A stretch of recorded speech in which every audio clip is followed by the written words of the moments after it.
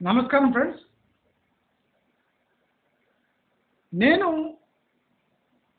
ఈ real estate videos చేస్తూ గత 1.5 ఇయర్గా 1 ఇయర్ 2 మంత్స్ 1 ఇయర్ 3 మంత్స్గా ఒక నిజం తెలుసుకున్నాను. ఎక్కడ చూసినా కొనేవాడికి ట్రాప్స్ అమర్చబడ్డాయి ఆల్ ఓవర్ హైదరాబాద్. ఒక చోట అని కాదు, ఒక్కొక్క స్టైల్లో, ఒక్కొక్క జోన్లో, ఒక్కొక్క ఏరియాలో ట్రాప్స్ అమర్చి రెడీగా ఉంచారు. ఒక ఇన్వెస్టర్ ఒక ట్రాప్ నుంచి తప్పించుకొని పక్కకు పోతే ఆయన పడేది ఇంకో ట్రాప్లో మాత్రమే. అంటే ఒక ఇన్వెస్టర్కి రైట్ ఇన్ఫర్మేషన్ ఇచ్చి ఒక ఇన్వెస్టబుల్ ప్రాపర్టీ చూపించే మంచి హృదయం హైదరాబాద్ చుట్టుముట్టు ఎవరికీ లేదు. హైదరాబాదులో మంచి ప్రాపర్టీస్ లేవు అని అనడానికి లేదు. బ్రహ్మాండమైన ప్రాపర్టీస్ ఉన్నాయి. ఆ ప్రాపర్టీస్ వైట్ మనీ హోల్డర్కి దక్కటం లేదు. ఇది ఒక చాలా ఇంపార్టెంట్ అండ్ డేంజరస్ థింగ్ మన హైదరాబాద్ రియల్ ఎస్టేట్లో. మీ దగ్గర ఇన్వెస్టబుల్ సర్ప్లస్ ఉంది, where you are planning to invest in a real estate or some other investable thing అని మీరు అనుకుంటే మీ చుట్టూ ట్రాప్స్ ఉన్నాయి తప్ప మీకు ఒక గోల్ ఓరియంటెడ్ ఇన్వెస్ట్మెంట్ ఆప్షన్స్ లేవు. ఇప్పుడు మీరు ఇన్వెస్ట్ ఎక్కడ చేయాలనుకున్నా ఇప్పుడు ఉన్న భారతదేశం ఎన్వైర్న్మెంట్లో మీరు రియల్ ఎస్టేట్ వద్దనుకున్నా బయట పోయినా అక్కడ కూడా ట్రాప్లే. Gold trap, mutual fund trap, stock market trap, chits, unreliable trap.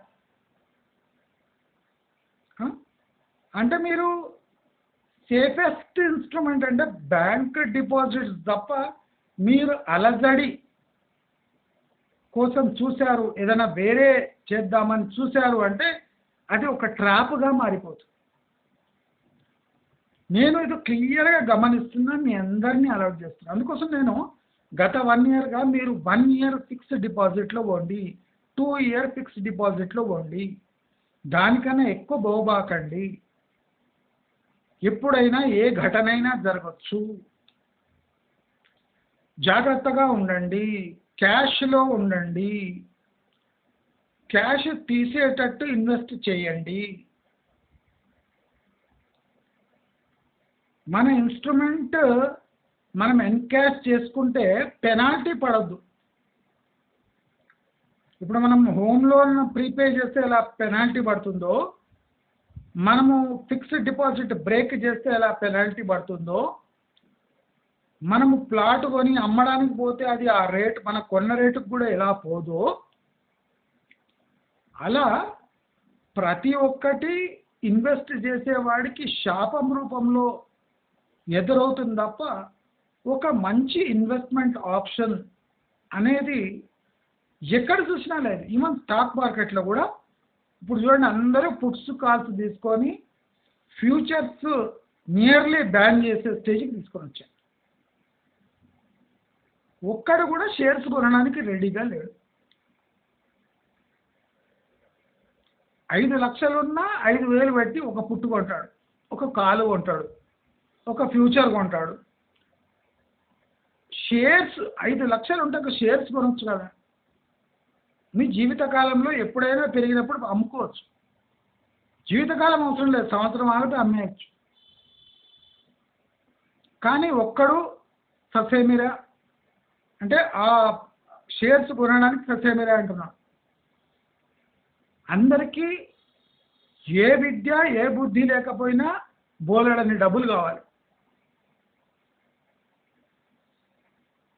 నేను అసలు ఇది ఒక ఎమర్జెన్సీ వీడియో అనుకోండి.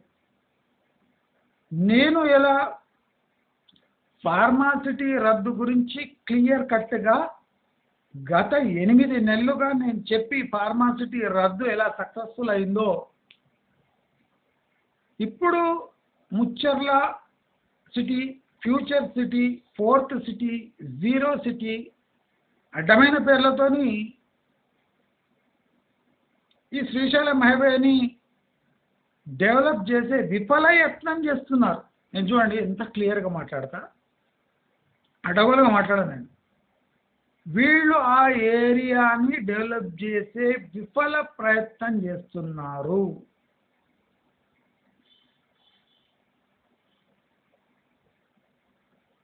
నేను మీకు ఒక మాట చెప్పిన ఒక వారం back, 2 weeks back, Revanth Reddy mike తీసుకొని మహేశ్వరంని డెవలప్ చేస్తా అని చెప్పకుండింటే మహేశ్వరం ఆర్గానిక్ గ్రోత్ వచ్చి సూపర్ అంటే స్ట్రాంగ్గా గ్రో అయ్యేది నెక్స్ట్ 10 ఇయర్స్లో. రేవంత్ రెడ్డి మైక్ తీసుకొని ఎప్పుడు అనౌన్స్ చేసిండో దాని పతనం స్టార్ట్ అయింది. ఇప్పుడు చూడండి, ఇన్వెస్ట్మెంట్ యాంగిల్లో చూస్తే లేఅవుట్ ఓనర్స్కి తప్ప ఎవరికి లాభం కూర్చే అనౌన్స్మెంట్ ఇది కానే కాదు.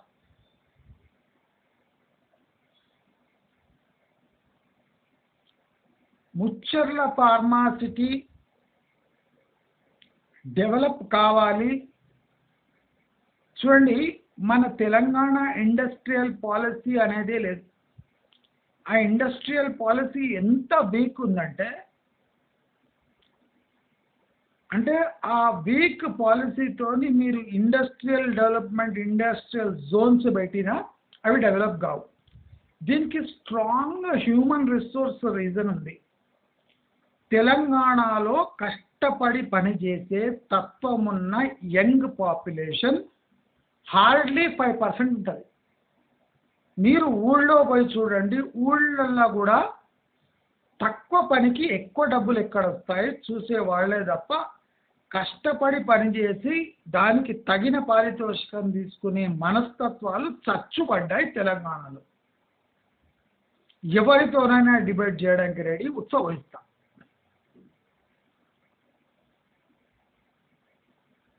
మీరు ఇమాజిన్ చేసుకోండి, తమిళనాడు, కర్ణాటక, మహారాష్ట్రలో కొంత భాగం, ఉత్తరప్రదేశ్లో కొంత భాగం, గుజరాత్, సూరత్ అంతా, ఇక్కడ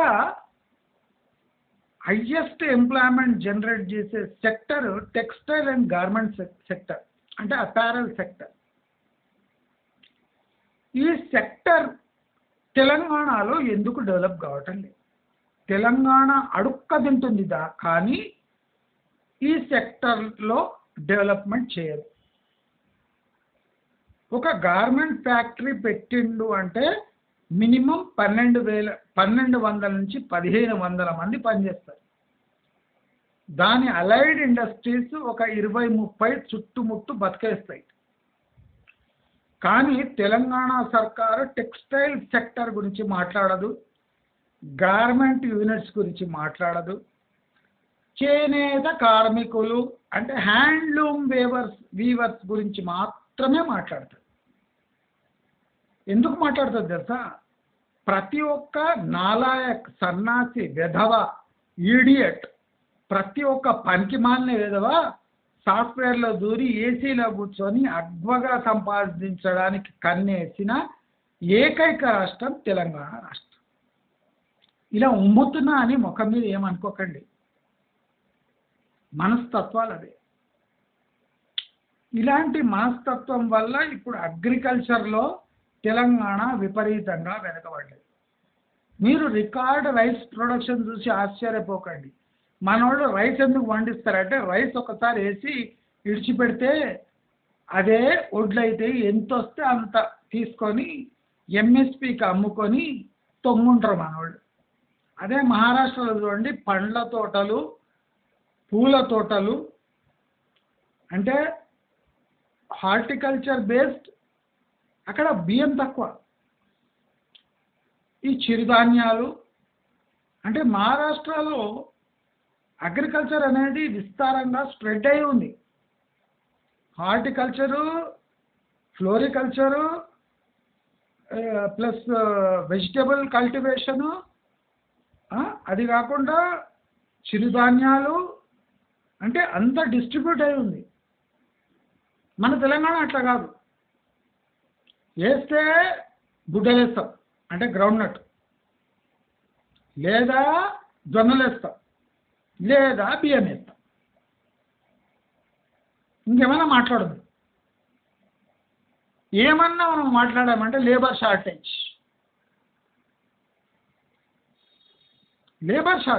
ఇంత విస్తారమైన భూమి ఉన్న ప్రాంతంలో agriculture should be the number 1 sector, should be providing employment. Agriculture నుంచి ఎస్కేప్ కావడానికి జనాలు సాఫ్ట్వేర్ని నమ్ముకున్నారు. ఎంత ఘోరం చూడండి, డైరెక్ట్ అగ్రికల్చర్ టు సాఫ్ట్వేర్. అందుకోసం తెలంగాణ అట్టర్ ఫ్లాప్ అవుతుంది. బయటి జనాలు వచ్చి ఇక్కడ వర్క్ చేస్తున్నారు, కానీ తెలంగాణ ప్రజలకు ఎంప్లాయ్మెంట్ దొరుకుతలేదు. ఇప్పుడు రేవంత్ రెడ్డి ఫ్యూచర్ సిటీ అని అనౌన్స్ చేశాడు. ఫ్యూచర్ సిటీ సస్టైన్ కావడానికి అలైడ్ ఇండస్ట్రీస్ ఏమి అని ఒక క్వశ్చన్ అడగండి రేవంత్ రెడ్డిని. ఫార్మాని బీకినవు, కరెక్టే, 100% right. What your done is 100% correct. KTR అతిపెద్ద ప్రమాదకరమైన పని చేయటంని ఆపేసి మీరు ఆ ఫార్మాసిటీని బీకేసేది 100% కరెక్ట్. ఫార్మాసిటీని బీకడానికి పీకినాక అక్కడ ఏం పెడతారు అంటే, ఒక స్టేడియం పెడతా, ఒక స్కిల్ యూనివర్సిటీ పెడతా, ఒక గాల్ఫ్ కోర్స్ పెడతా. ఎంత ఇల్లిటరేట్స్ ఉన్నారు చూడండి పొలిటీషియన్స్. 10,500 ఎకరాల పైచిలుకు గవర్నమెంట్ ఒక ఫార్మా క్లస్టర్ కోసం సేకరించిన భూమిని ఫార్మా క్లస్టర్ చేయను అన్న క్షణం నుంచి నీవు దాని ప్లాన్ 1 monthలో ఎట్లా అనౌన్స్ చేస్తాము, allied industries which can sustain the city and structure and infrastructure population ఎలా హ్యాండిల్ చేస్తుంది? 10,500 పైచిలుకు ఎకరాల్లో నీవు ఏం చేయబోతున్నావనే స్పష్టత లేకుండా ఒక జీరో సిటీ కడతా, ఒక పట్టణాన్ని పట్టణం అంటే ఏంది? పట్టణం అంటే బిల్డింగ్లా? ఆ బిల్డింగ్ కొనేటోడెవడు? దాంట్లో ఉండేటోడెవడు? ఉంటే అక్కడ ఎలా జీవించాలి? అంటే ఏ ప్లాన్ లేదు. మైకు పట్టుకొని అనౌన్స్ చేసేస్తే ఒక సిటీ సస్టైన్ కాదు. మీరు జాగ్రత్తగా, నేను ఫార్మాసిటీని ఎలా స్టడీ చేసి మీకు అడ్వాన్స్గా 6 నెలల ముందే రద్దయిపోతుందని చెప్పేసిన. దానికోసం విపరీతమైన వీడియోలు కూడా చేసిన. నేను అలాగే ఈ ఫ్యూచర్ సిటీ రద్దు, నాకు అందుతున్న సమాచారం, రేపు అందబోయే సమాచారం కూడా నాకు తెలిసే ఉంటుంది. మీరు జాగ్రత్తగా గమనించండి. రేవంత్ రెడ్డి ఫ్యూచర్ సిటీ అన్నాడు. జిఎంఆర్ వాడు దాన్ని ఏరో సిటీ అని ప్రచారం చేపిస్తున్నారు. అక్కడ మెడికల్ హబ్బులు, ఇక్కడ ఒక Mucherla zero city, future city of Hyderabad. అసలు నేను ఏమడుగుతున్నా అంటే, ప్రతి పొలిటీషియన్కి ఎంప్లాయ్మెంట్ అనేది ప్రైమ్ కన్సర్న్ ఉండాలి. అంటే చింత చేసే విషయము తెలంగాణ పుట్టిన పౌరులకు ఫస్ట్ అన్నం. జాబ్ అంటే అన్నం, జాబ్ అంటే ఇల్లు కాదు. ఈ సన్నాసులు గత 9 ఏళ్ళుగా ఏం చేసిందంటే, జాబ్ అంటే ఇంటి ఈఎంఐ కట్టడానికి అని బాగా ప్రచారం చేసింది. అందుకోసం చూడండి, శాలరీస్ 20-25,000 లేకుండా ఎవడు వర్క్ చేస్తాడు. ఎందుకంటే మీరు అడగండి, మీరు ఇక్కడ ఒక బ్యాచిలరు ఒక 3-4 thousandకి ఒక రూమ్ తీసుకొని ఒక 3,000 స్పెండ్ చేస్తే 6,000లో ఆయన అయిపోతుంది పని. ఒక 12,000 10,000 జేబులో వేసుకోవచ్చు 20,000 శాలరీకి ఒక బ్యాచిలర్. కానీ ఒక బ్యాచిలర్ని ఎట్లా బ్రెయిన్లో ట్రైన్ చేసిందంటే, నేను కుకింగ్ అంటే, మీరు హైదరాబాద్కి వచ్చి 20,000లో ఉండలేరు. 20,000 పైచీలకు శాలరీ కావాలంటే సాఫ్ట్వేర్లో జాబ్ చేయాలి, ఆప్షన్ లేదు. అంటే అన్ని రోడ్లు బంద్ చేసి ఒకటే రోడ్డు ఒకటే డోర్ ఓపెన్ చేసి మీ దారి ఈ గుండానే పోవాలి, దీని గుండానే వెళ్ళాలి. మీరు ఉంటే వెస్ట్ హైదరాబాద్లోనే ఉండాలి. అక్కడ రెంట్ 25,000 పే చేస్తే కానీ డబుల్ బెడ్రూమ్ మీకు రాదు. సింగిల్ బెడ్రూమ్ కూడా 15,000కు తక్కువ లేదు. 15,000 20,000 శాలరీకి 15,000 మీకు రెంట్కి పోతే మీకు ఏమొస్తుంది? సో మీరు ఎక్కువ సంపాదించాలంటే సాఫ్ట్వేర్లోనే జాబ్ చేయాలి. మీరు ఎక్కడున్నా సాఫ్ట్వేర్లో జాబ్ చేయాలి. చూడండి ఎంత డేంజరస్. మా బ్రెయిన్ని ఎట్లా కబలించిండ్రు వీళ్ళంటే, నీవు హయత్ నగర్లో ఉన్నా హైటెక్ సిటీకి పోయి జాబ్ చేయాలి. హయత్ నగర్ ఉన్నవాడు ఎల్బీ నగర్కి వచ్చి సాఫ్ట్వేర్లో జాబ్ చేయలేడు, ఎందుకంటే లేవు అక్కడ. ఇబ్రాహీంపట్నం నుంచి నీవు హైటెక్ సిటీకి పోవాలి. నీవు హైటెక్ సిటీకి రోజు 2 గంటలు ప్రయాణం చేస్తావా, లేదా సాఫ్ట్వేర్లో జాబ్ చేసుకుంటా అక్కడే ఒక ఫ్లాట్ కొని ఈఎంఐ కడతావా? ఇది ఎవరి కుట్ర? ప్రభుత్వం యొక్క కుట్ర. ప్రభుత్వం యొక్క కుట్ర. ఇండస్ట్రీలో అంత దమ్ము లేదు. సిటీని శాసించేంత కన్స్ట్రక్షన్ ఇండస్ట్రీలో దమ్ము లేదు. ఈ దమ్మంతా కరప్ట్ గవర్నమెంట్ వల్ల వచ్చింది.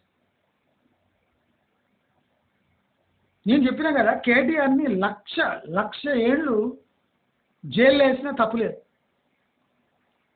అంత బద్మాష్ పనులు చేసి.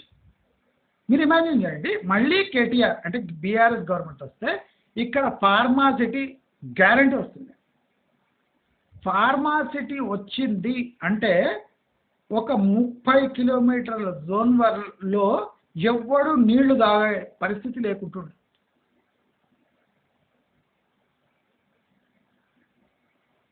అతి ప్రమాదకరమైన ఒక ఇండస్ట్రీని బ్యాన్ చేసి అక్కడ ఫ్యూచర్ సిటీ కడతా అంటున్నా ఎవడు రేవంత్ రెడ్డి నమ్ముతాడు. ఎందుకు నమ్ముతలేడు తెలుసా? నేను నిన్న మొహమ్మర్ గద్దాఫీ, సైఫుల్ ఇస్లాం గద్దాఫీ మళ్ళీ వస్తున్నాడు లిబియా అని ఎందుకు ఎగ్జాంపుల్ ఇచ్చిన తెలుసా? అంటే ప్రజల యాటిట్యూడ్ అట్లుంది. ప్రజలు మళ్ళీ బీఆర్ఎస్ వైపు కూడా చూడవచ్చు. అంటే ప్రజలంతా కరప్ట్ అయిపోయారు.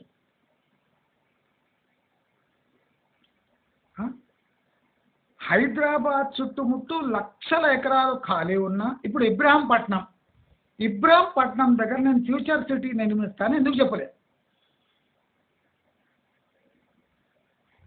రామోజీ ఫిలిం సిటీ అవతల మొత్తం ఖాళీ ఉన్నాయి ఏరియా, అక్కడ ఒక ఫ్యూచర్ సిటీ వస్తుందని ఎందుకు చెప్పలేదు? దమ్మాయి కూడా అవతల ఎందుకు చెప్పలేదు? షామీర్పేట అవతల ఎందుకు చెప్పలేదు? అవేం బీడు భూములా, లేదా ఎడారోలా, లేదా అక్కడ ప్రజలు బతుకుతలేరా? అంటే ఎక్కడ చూసినా ఎవడిని నమ్ముకునేటట్లేదు. చెరువులు కబ్జా చేసి 40 అంతస్తుల భవనం ఏ ధైర్యంతో కట్టిండు? మల్లారెడ్డి కబ్జాలు చేసి నేను అమాయకుడినని ఏ ముఖంతో అంటున్నాడు? దానం నాగేందర్ బీఆర్ఎస్ నుంచి నడుచుకుంటూ కాంగ్రెస్లో వచ్చి ఎందుకు చక్రం చెప్తున్నాడు? గూడెం మహిపాల్ రెడ్డి తన ఏకైక కొడుకును కోల్పోయి, అంటే ఎంత గలీజ్గుంటారు చూడండి. ఇంకా భూమి సంపాదించాలి, ఇంకా డబ్బు దండాలి, ప్రజల సేవ చేసి చచ్చిపోదామని లేదు గూడెం మహిపాల్ రెడ్డికి. అంటే గలీజ్ బద్మాష్ గాండ్లు మన లీడర్స్. ఇప్పుడు కొడుకు చచ్చిపోయినాక గూడెం మైపాలరెడ్డి ఎట్లుండాలి? ఒక సాధువులా ఉండాలి. కానీ ఎంత గలీజ్ గాండ్లు చూడండి, భూలోకంలో ఎదుగుతారు వీళ్ళు. నాకు సిగ్గేస్తుంది అసలు, వీళ్ళ ముఖం చూస్తారు డోకొస్తుంది. కొడుకు చచ్చిపోయినాక నీకు లైఫ్లో ఏముంటుంది? నీ కొడుకు చచ్చిపోయాడు అంటే దేవుడు ఏదో వజ్రం ఇడిచింది నీ ముఖం మీద. సిగ్గలే. మళ్ళీ ఎమ్మెల్యే అయితే మళ్ళా భూ కబ్జాలు చేస్తా, మళ్ళీ మైనింగ్ చేస్తా, ఆ డబ్బులు మింగుతా. అంటే ఎవరైనా ఇన్వెస్ట్ చేసేవాడికి ఏం మెసేజ్ వస్తుంది? ఇప్పుడు కోకాపేట్ చుట్టుముట్టు బఫర్ జోన్. ఇప్పుడు చూడండి, మీరు చెరువులు మీరు అబ్జర్వ్ చేయండి. ఈ తెల్లాపూరు అక్కడిక్కడ చెరువులు అడ్డ ఉంటాయి కదా, దాని అంటే లేక్ వ్యూ అని ఒక పేరు పెట్టేసి 40 అంతస్తులు కట్టేసింది. ఈ లేక్ వ్యూ అంటే మీ బఫర్ జోన్లో ఉన్న బిల్డింగ్లు. నేను చెప్పిన సరోవర్ అనే ఒక ప్రాజెక్టు, అది లేక్ కబ్జా చేసి దాని పేరే సరోవర్ పెట్టేసి, సరోవరాన్ని కబ్జా చేసి సరోవర్ లేక్ వ్యూ అని పెట్టేసి. అంటే ఎవరైనా బ్యాంక్ డిపాజిట్స్ బయట పోయి రియల్ ఎస్టేట్లో ఇన్వెస్ట్ చేద్దామంటే అన్ని దొంగ భూములు, దొంగ రిజిస్ట్రేషన్లు, కబ్జా భూములు. హెచ్ఎండిఏ లేఅవుట్లే కబ్జా భూములపై హెచ్ఎండిఏ లేఅవుట్లు. 40 అంతస్తుల బిల్డింగ్ కట్టిందంటే అప్రూవల్ ఎట్లా వచ్చింది? RERA approval. కబ్జా భూమిపై రెరా అప్రూవల్ ఎట్లా వచ్చింది? తెలియదు. ఆ స్టాంప్ కొట్టింది ఎవరు? తెలియదు. చర్యలు ఎక్కడ ఉన్నాయి? లేవు.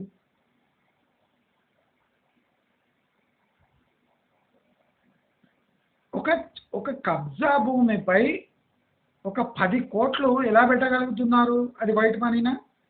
బ్యాంక్ ఎట్లా అప్రూవల్ ఇచ్చింది ఆ ల్యాండ్లో అపార్ట్మెంట్ కట్టడానికి, హైరైజ్ కట్టడానికి? ఒక 8 అంతస్తుల భవనము వైట్ మనీతో కడుతున్నాడా? వైట్ మనీ కడితే బ్యాంక్ ఏ డాక్యుమెంట్స్ చెక్ చేయకుండా లోన్ ఎట్లా ఇచ్చింది? ఎట్లా ఇచ్చింది? అంటే టోటల్ మోక్కరీ అది సిస్టమ్. అదే మీరు బ్యాంక్ లోన్కి హౌసింగ్ లోన్ అప్లై చేయండి, ఇన్స్పెక్షన్ అంటాడు, నానా బీభత్సం అంటాడు, ఇన్సూరెన్స్ అంటాడు. అంటే బ్యాంకింగ్ సిస్టంలో కూడా కంత్రి ముండా కొడుకులు ఉన్నారు. ఎక్కడ లేరు అనేది ప్రజలకు ఆశ్చర్యం కలుగుతుంది. లేక్ కబ్జా, దానికి approval, building permission, fire permission, electricity connection, water connection. అంటే దీంట్లో ఎవరు ఇన్వాల్వ్ అయ్యలేరు? అందరు ఇన్వాల్వ్ అయ్యారు. మేయర్ దగ్గర నుంచి, ఎమ్మెల్యే దగ్గర నుంచి, పెద్ద మినిస్టర్ వరకు అందరూ ఇన్వాల్వ్ అయ్యారు. ఎవరు కమిషన్ వాళ్ళకి పోయింది కనుకనే అంత పెద్ద బిల్డింగ్ వేసి. అదే మనం కాంపౌండ్ వాళ్ళు కడితే మున్సిపాలిటీ వాడు వస్తాడు, కాంపౌండ్ వాళ్ళకి పర్మిషన్ ఉందా అంటాడు. మన ఇంటి కాంపౌండ్ వాళ్ళకి మనకి పర్మిషన్ తీసుకోవాలి. ఒక పావు ఇంచు ఎక్కువ వచ్చిందంటే రోడ్డు మీద నువ్వు కబ్జా చేసినావని మీద కేసు ఇస్తావు.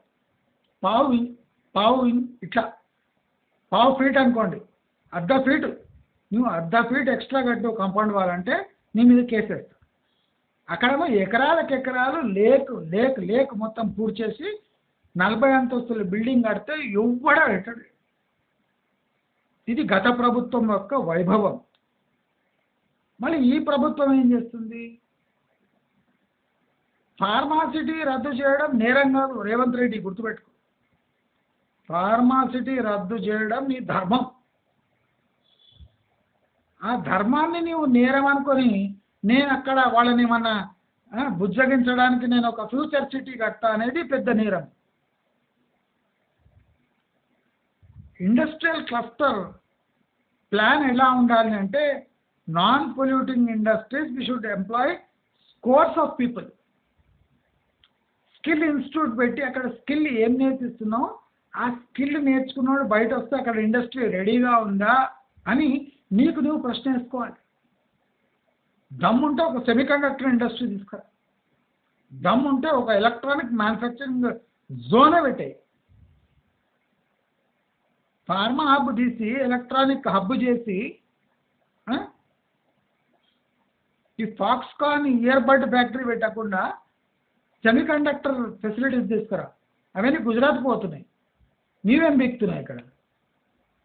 గుజరాత్ నుంచి పక్కకు జరిగితే చెన్నైకి వస్తున్నాయి, నిన్ను దాటి చెన్నై పోతున్నాయి, పక్కకు బెంగళూరు పోతున్నాయి. నీవేం చేయగలవు? ఒక ఎక్స్ప్రెస్ వే నిర్మిస్తున్నావు హైదరాబాద్కి బెంగళూరుకి. నువ్వు చేసే పెద్ద పీకుడు పని ఏమంటే ఒక బెంగళూరు టు హైవే, ఒక ఎక్స్ప్రెస్ హైవే నిర్మించి పోయి వచ్చే ఫెసిలిటీ ప్రొవైడ్ చేస్తావు తప్ప నీ రాష్ట్రానికి మేలేం చేస్తున్నావు? చేనేత రంగం అంటే చీరలు ఒకటేనా? లుంగీలు, చీరలు, బనియన్లు కూడా కాదు, టవళ్ళు తయారు చేసే తెలంగాణ. టవళ్ళు, దోతులు, చీరలు, ఇది చేనేత రంగం. పెద్ద పెద్ద బ్రాండ్స్. బంగ్లాదేశ్ మొన్న పాడైపోయింది, ఫుల్ ఆపర్చునిటీస్ ఉన్నాయి. Garment units, apparel, exclusive manufacturing zones, ఎస్సీజెడ్లు పెడితే కోట్లు అంటే వేలాది లక్షలాది మంది పనిచేస్తారు.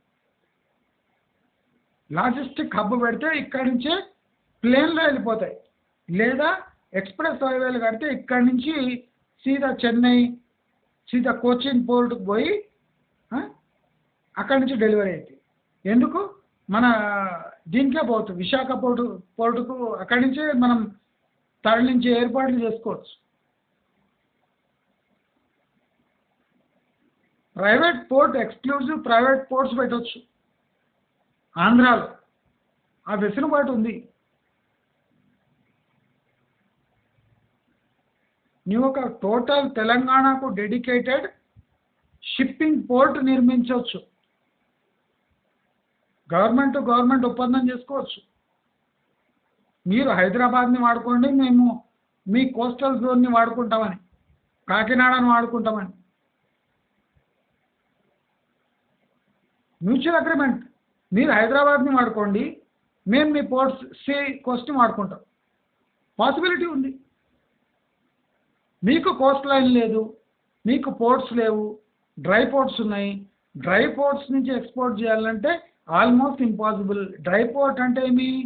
Either you should transport your goods through road or through air. రెండు కాస్ట్లీనే. మీకు డెడికేటెడ్ పోర్ట్స్ లేవు. డ్రై పోర్ట్స్ నుంచి మీరు సీ పోర్ట్స్కి డెలివర్ చేసి అక్కడి నుంచి ఎక్స్పోర్ట్ చేయాలి.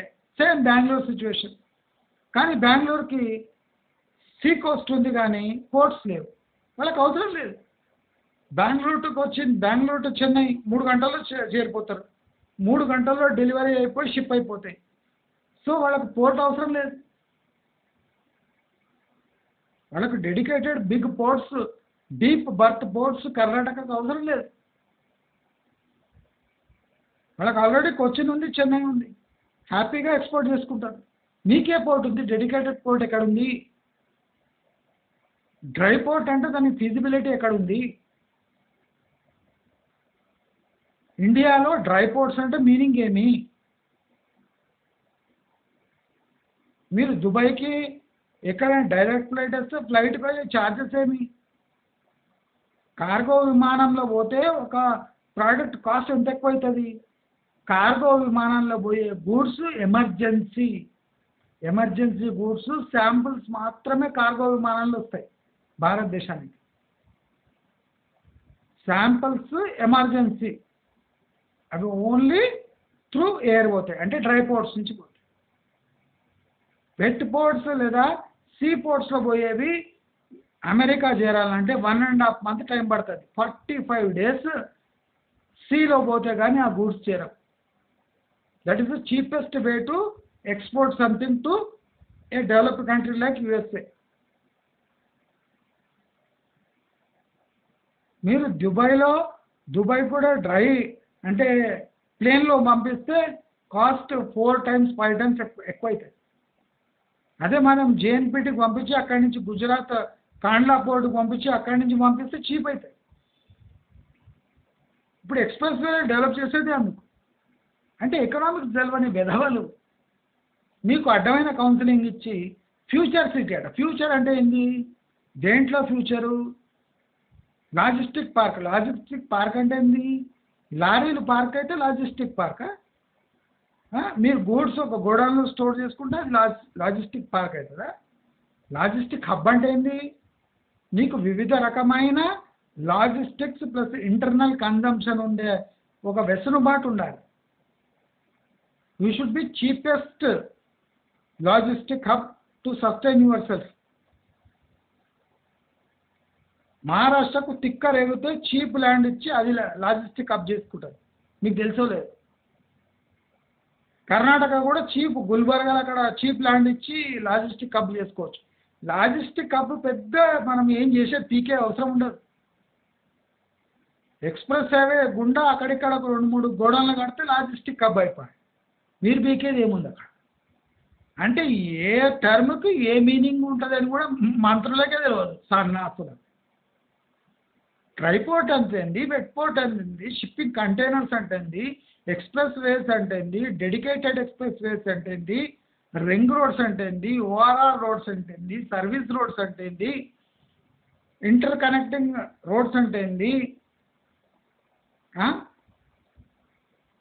రివర్ వేస్ అంటే ఏంది, రివర్ ట్రాన్స్పోర్ట్ అంటే ఏంది,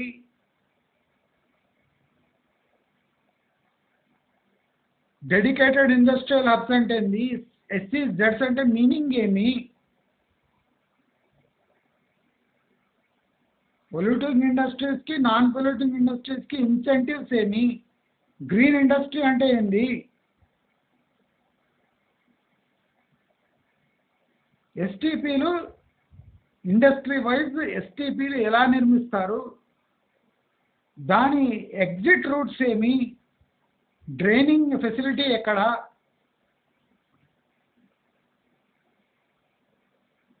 రివర్ అండ్ వాటర్ బాడీస్ ఉన్నాయా, ఆ river and water bodies exclusive industrial జోన్స్కి పనికొస్తాయా, లేదా అగ్రికల్చర్ బేస్డ్ వాటర్ జోన్స్నే మీరు ఇండస్ట్రియల్ యూజ్కి వాడుకుంటారా? రేపు చేన్లు ఎండిపోతే ఇండస్ట్రీస్కి వాటర్ బంద్ చేస్తారు. ఇండస్ట్రీస్ ఏం కావాలి? ఇండస్ట్రీ బతకాలంటే చేన్లకు బంద్ చేస్తారు. చేన్లు ఏం కావాలి? అంటే ఇలాంటి టోటలీ ఎకనామిక్ రిలేటెడ్ క్వశ్చన్స్ ఉన్నాయి. ఈ సన్నాసులకు ఏ అవగాహన లేదు. గట్టి గట్టిగా అవుతుంది.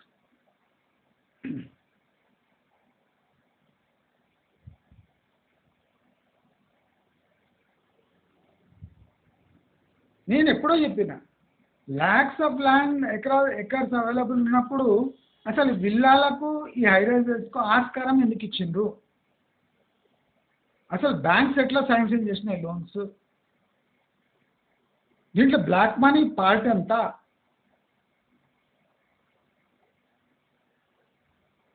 ఒక స్టేట్ బడ్జెటే 2 లక్షల కోట్లు అయినప్పుడు 10 లక్షల పైచిలకు కోట్ల రూపాయలు ఇన్ఫ్రాస్ట్రక్చర్, అంటే ఇన్ఫ్రాస్ట్రక్చర్ కాదు, ఓన్లీ బిల్డింగ్స్కి అలొకేట్ అయిపోయినాయి. ఎక్కడి నుంచి వచ్చినాయి ఈ లక్షల కోట్లు? రాష్ట్రం బడ్జెట్ కన్నా ఎక్కువ ఉంది కన్స్ట్రక్షన్ ఇండస్ట్రీ యొక్క కాస్ట్. అలా ఎలా ఉంటుంది? నీ జీడిపిని మించిపోయింది ఇండస్ట్రీ. ఎట్లా సస్టైన్ అవుతుంది? సేల్స్ ఎంత ఉంది? ప్రాక్టికల్ ఆన్బోర్డ్ ఇది మన registration charges, total number of constructed area, plinth area, సేల్స్కి టాలీ అవుతుందా? ఏమన్నా మీరు క్వశ్చన్స్ వేసిండ్రా? వాటర్ బాడీస్ పక్కనున్న ల్యాండ్కు ఈ రెయిన్ వాటర్ హార్వెస్టెడ్ క్రాప్స్కి ఆ ల్యాండ్కు ఏదైనా తేడా ఉండాలి కదా వాల్యూలో. ఎందుకు లేదు? అలా ఎట్లా ఎస్కలేట్ అయినాయి? when an acre is giving a return of 70,000 per year, how are you expecting a 70 lakhs per acre in that area?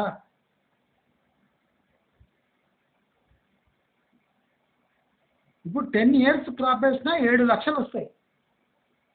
70 లక్షల ఎకరా ఎట్లా అంటున్నావు? 70,000 ప్రతి సంవత్సరం ఆ భూమి నుంచి ఆదాయం అయితే 10 ఏళ్ళు దాంట్లో మీరు పంటలు వేసినా 7 లక్షలు వస్తాయి. 70 లక్షల ఎకరా, ₹1,00,00,000 ఎకరా అంటే 100 ఏళ్ళు వేస్తే కానీ నీకు ఆ పంటతోని ఆ భూమి టాలీ కాదు. ఏం లాజిక్ ఉండి మీరు ఊళ్ళలో 70 లక్షలు, 30 లక్షలు, 40 లక్షల ఎకరా అంటున్నారు?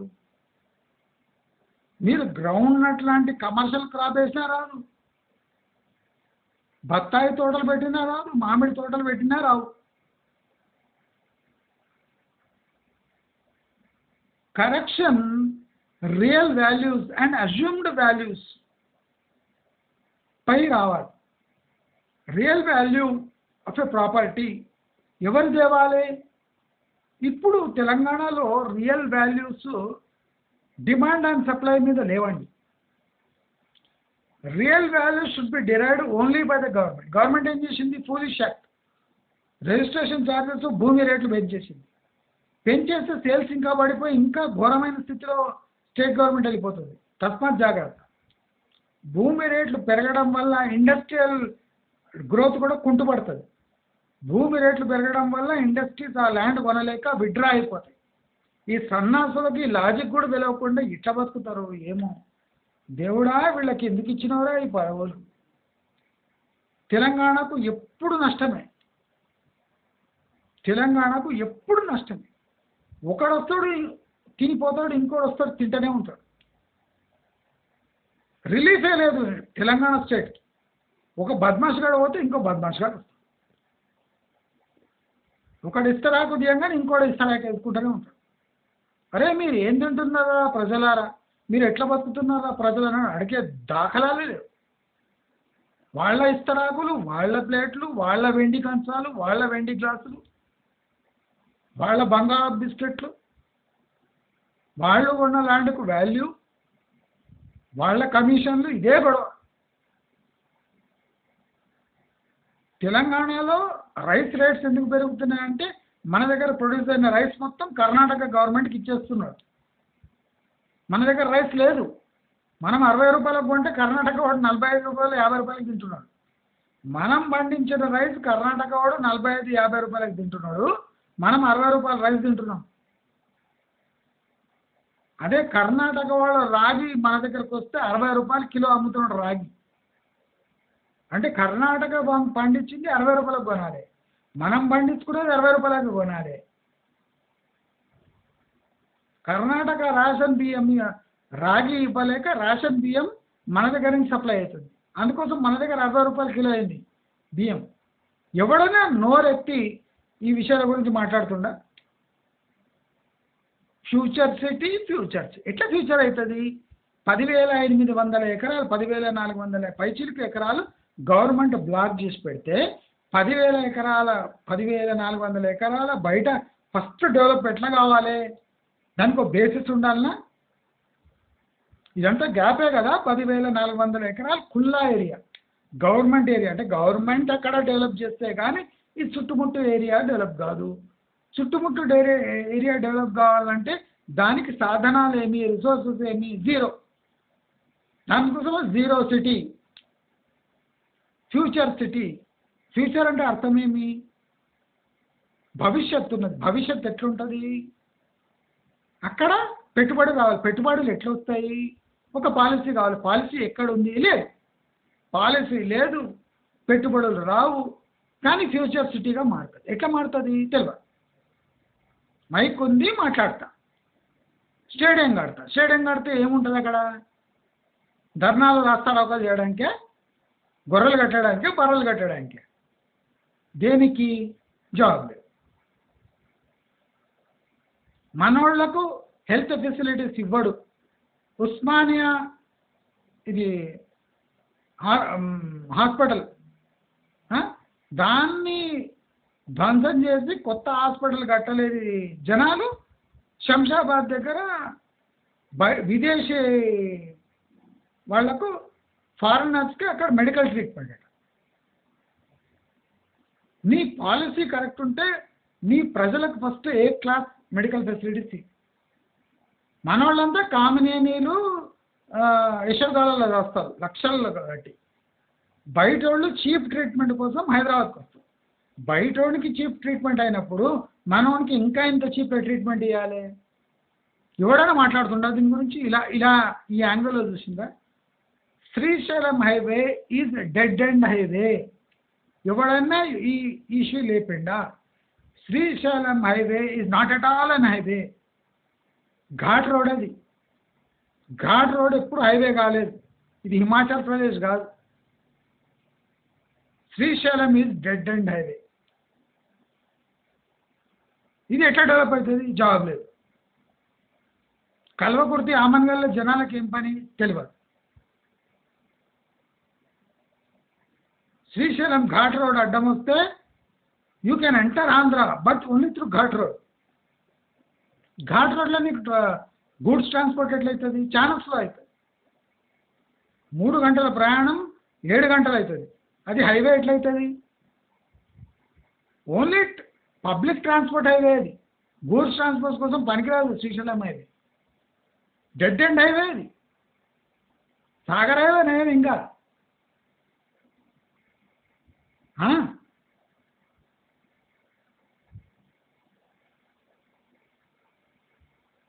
ఎంతమంది ఆలోచిస్తుండ్రు? ఎంతమంది లాజికల్ క్వశ్చన్స్ చేస్తుండ్రు?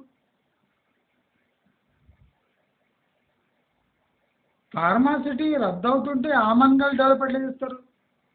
రీజనల్ రింగ్ రోడ్పై వాహనాలు 30 కిలోమీటర్ల దాకా ఆగకపోతే అక్కడ ఫ్యూచర్ సిటీస్ హబ్స్ ఎట్లా డెవలప్ అవుతాయి? ఒక హెచ్ఎండిఏ లేఅవుట్ ఆమన్గల్ దగ్గర 70 కిలోమీటర్ల దగ్గర హెచ్ఎండిఏ లేఅవుట్ పెడితే అక్కడ పోయి ఎవడు ఉంటాడు? వాళ్ళకు సస్టైన్ కావడానికి ఇండస్ట్రీస్ ఎక్కడ ఉన్నాయి? ఏ ప్రశ్నకు జవాబు లేకుండా ఫ్యూచర్ సిటీ. రేపు ఆమన్గల్ని రీజనల్ సిటీ, కల్వకుర్తిని కక్కుర్తి సిటీ. ఏందది? సిటీ అంటే బిల్డింగ్లు కాదురా ఎదవల్ల. సిటీ అంటే ఒక అర్బన్ లైఫ్ స్టైల్ లీడ్ చేసే పాపులేషన్ ఉంటేనే అది దాన్ని సిటీ అంటారు. లేకపోతే దాన్ని గోస్ట్ సిటీ అంటారు. జనాల వల్ల హౌసింగ్ డెవలప్మెంట్ అయి హౌసింగ్ సస్టైన్ కావడానికి ఇండస్ట్రియల్ డెవలప్మెంట్ అయి ఆ ఇండస్ట్రియల్ డెవలప్మెంట్ ప్లస్ అంటే ఎంప్లాయ్మెంట్ బేస్డ్ ఇండస్ట్రీస్ వల్ల అక్కడ హౌసింగ్ డెవలప్ అవుతుంది తప్ప ఫస్ట్ నీవు ఇళ్ళన్నీ కట్టేసి చుట్టుముట్టు అయినాక ఆలోచించి ఇండస్ట్రీస్ చేస్తా అంటే ఎంత మూర్ఖపు ఆలోచన, ఎంత ఈడియట్స్ ఉన్నారు పవర్లో చూడండి. తిట్టడానికి కూడా నాకు నోరొస్తలేదు, సిగ్గులేదు. వెస్ట్ హైదరాబాద్లో లక్షల కోట్లు ఇరుక్కోపోయింది. ఇప్పుడు ఫ్యూచర్ సిటీలో ఇరుక్కోపోవాలని.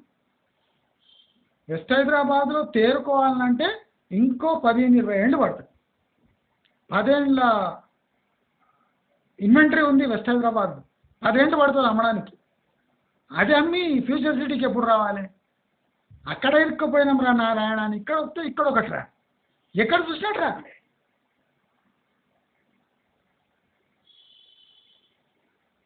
దీని నుంచి ఎస్కేప్ రూట్ లేదా?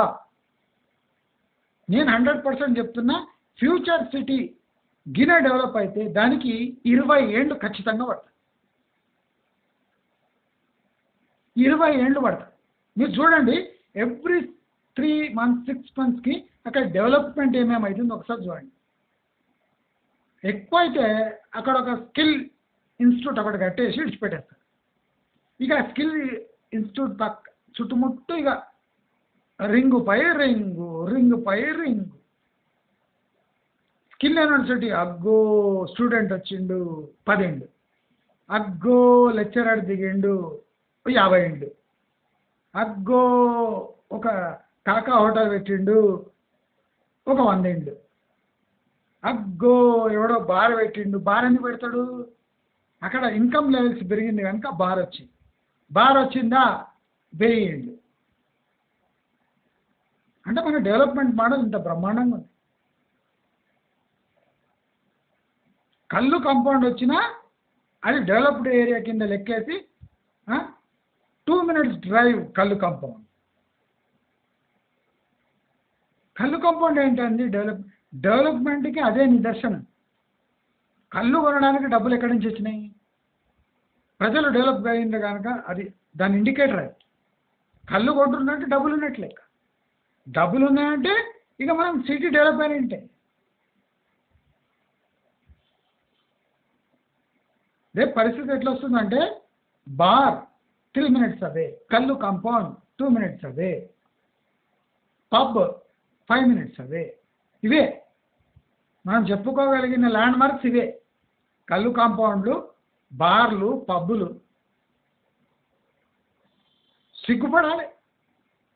చెప్పుకోవడానికి ఏమి లేకపోయినా ఉన్న ఫ్యూచర్ సిటీని తగలెట్టి వెస్ట్ హైదరాబాద్లో అందరిని ఇరికిచ్చి ఇక్కడ ఫ్యూచర్ సిటీ 100% ఫెయిల్ అవుతుంది ఫ్యూచర్ సిటీ. మంచి మార్గం చెప్తుంది కదా, నేను రీజన్స్ కూడా మీకు ఇచ్చిన. 100% ఫ్యూచర్ సిటీ ఫెయిల్ అవుతుంది. ఇప్పుడు ఫార్మా సిటీ ఫెయిల్ కావడానికి పొల్యూషన్ కారణం, ఫ్యూచర్ సిటీ ఫెయిల్ కావడానికి రీజన్ లేకుండా డెవలప్మెంటే కారణం. ఎవడైనా ఫ్యూచర్ సిటీలో చుట్టుముట్టు అడుగు పెట్టి ముందే పోదామని ముందే పోయినరా, ఖతం ఖేల్ ఖతం, దుకాన్ బంద్.